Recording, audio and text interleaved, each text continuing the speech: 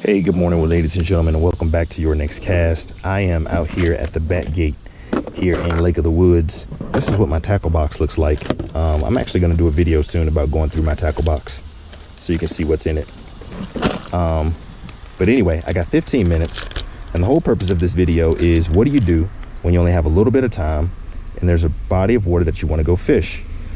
How do you approach it? Well, you're about to see what I do. And the first step, of course, is choosing the right bait. Now, I don't know if this is the right bait, but this is what I'm going to go with. It's a Texas rig black yum dinger. And why am I going with that? It's what my instincts tell me might work, and it's what's worked in the past. So by the off chance that this doesn't work, I'm going to switch up to watermelon pearl. And if watermelon pearl doesn't work, I'm probably going to go to a morning dawn. And if morning dawn doesn't work, I'm going to go to a Ned rig.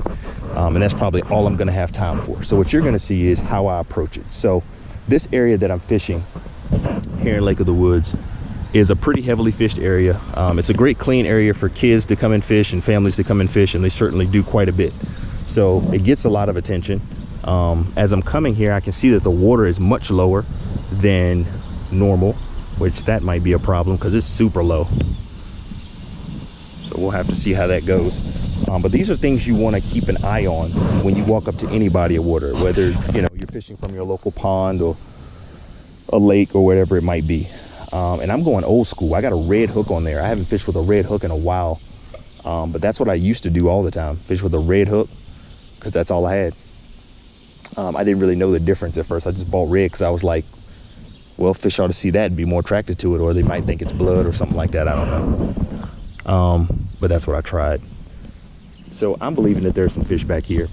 I got about 15 minutes before I have to go somewhere else. And one of the things you want to have in your mind is a plan of what you're going to do. So even driving over here, I had already thought about, here's the plan I'm going with.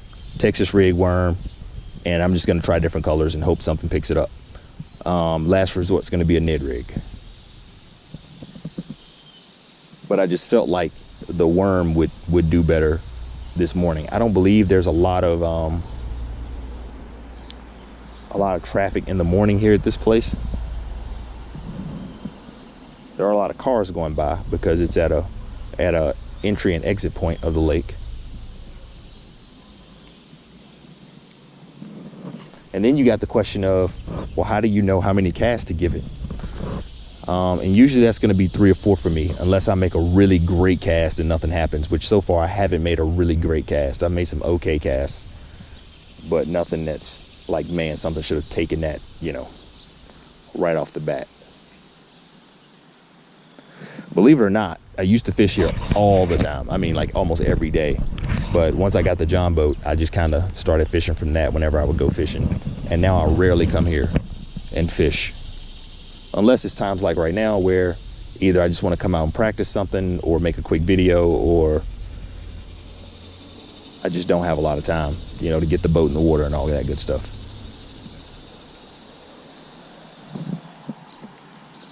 So no bites, no hits even, nothing. And that's not a good sign. So we're going to keep moving.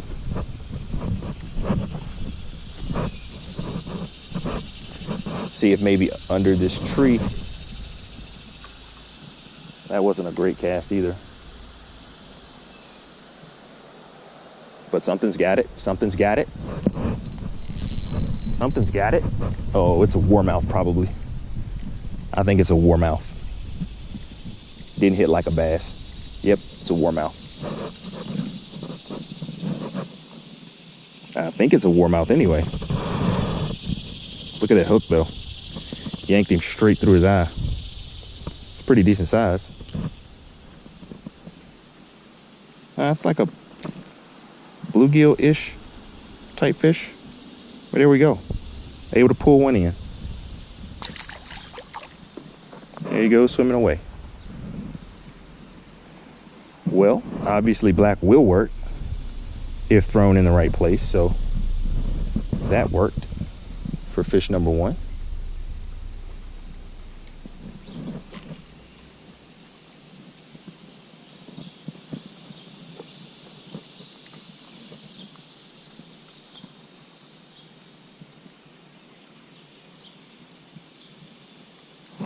there's a guy kayaking. I have no idea where he came from. Like, as I was pulling that fish in, he just all of a sudden showed up. I have no idea where that guy came from.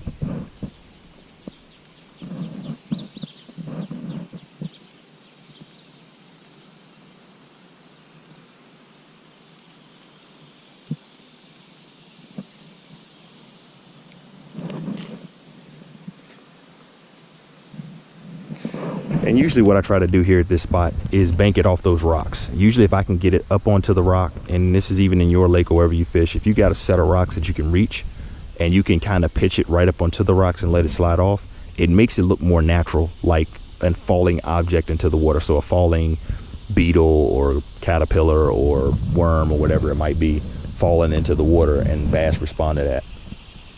Well, not just bass, fish period respond to that. So that's the technique I try to do when I'm doing it.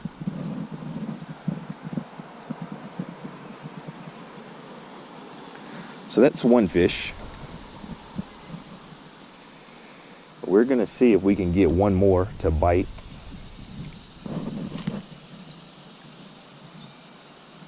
And I also try to throw in between those cracks. So if you can see where all these rocks are, there's a lot of different cracks there, and I just try to get right in between them.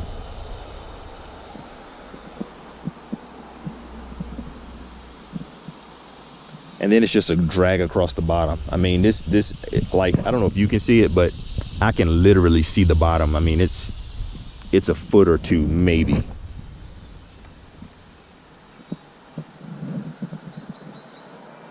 Probably less than that. Now what I'm gonna try is to skip right here where these trees are. Try to skip under there, because there could be a bass just sitting right up against those trees. I could easily see that being the case. And that was a horrible skip. Horrible skip. Not a great skip at all.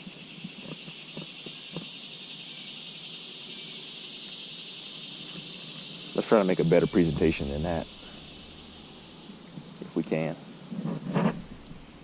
Oh yeah, that was a much better presentation. You probably couldn't see it, but it was good. It skipped actually curved. Scary part is if I get a fish, it might run up against those tree limbs that are hanging.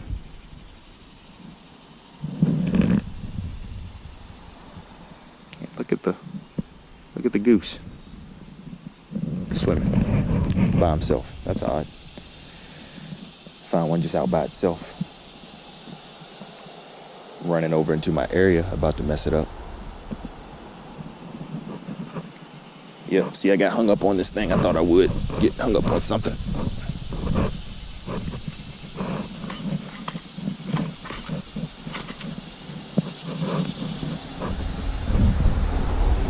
So we're gonna keep it moving. We're gonna try back here in this pocket.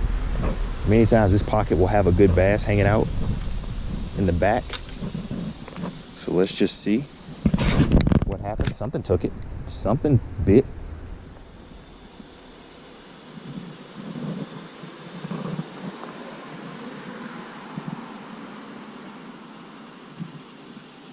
Oh, maybe it was just a fall. Maybe nothing actually took it.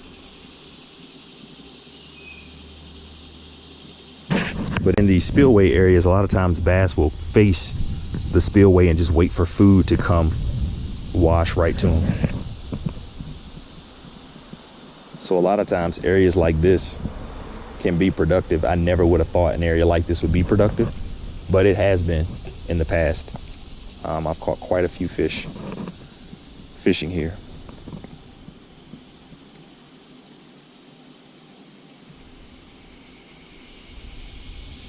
Haven't caught any this year though, at this spot. But these are all the things you want to do. That's why they call it fishing, not catching. So you might not catch a ton of fish and set the world on fire, but the goal is, if you can do these consistent practices, you will get better and you will have more and more opportunities to catch fish. And that's all you really can do, is put yourself in the best opportunity to catch a fish. Sometimes they're biting, sometimes they're not.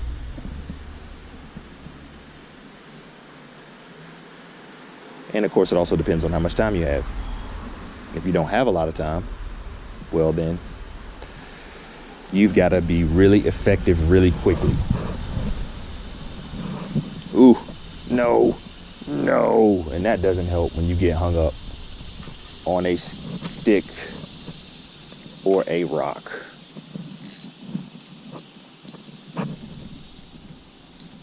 Oh man, tell me how you put it right where you can't get it back out.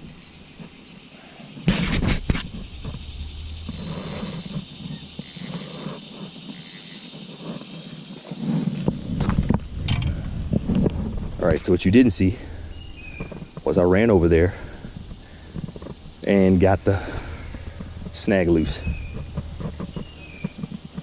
And now I only have 4 minutes before I have to go. Well, really, it could be less. It depends on if I want to shower before I go. And I need to, so I need to hustle up. I don't know if we're gonna get another one, but that's been this trip. Go out. This water over here is murky too. Go out, assess the situation, trust your instincts, pay attention to what's around, have a plan. Sometimes you don't get to plan B. Plan A goes okay. And this is just one of those instances where plan A went pretty well, so.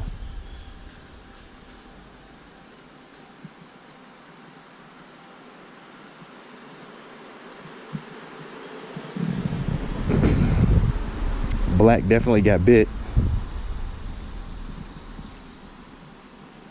but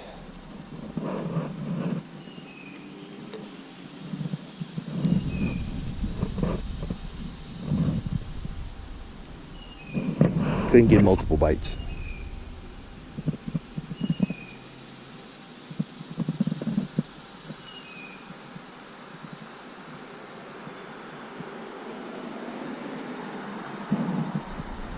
One minute, 21 seconds.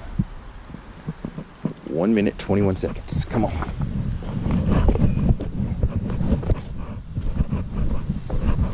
So those last few seconds where you just got to make cast after cast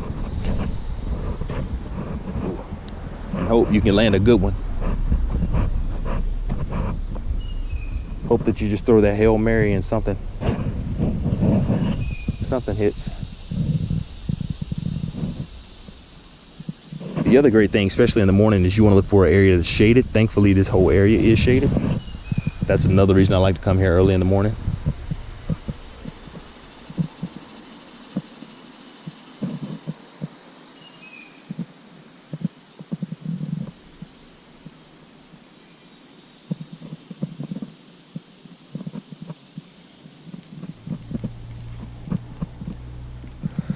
But we are running right out of time. Bad cast. That's not gonna get it done. Not making a good cast will hurt you every time.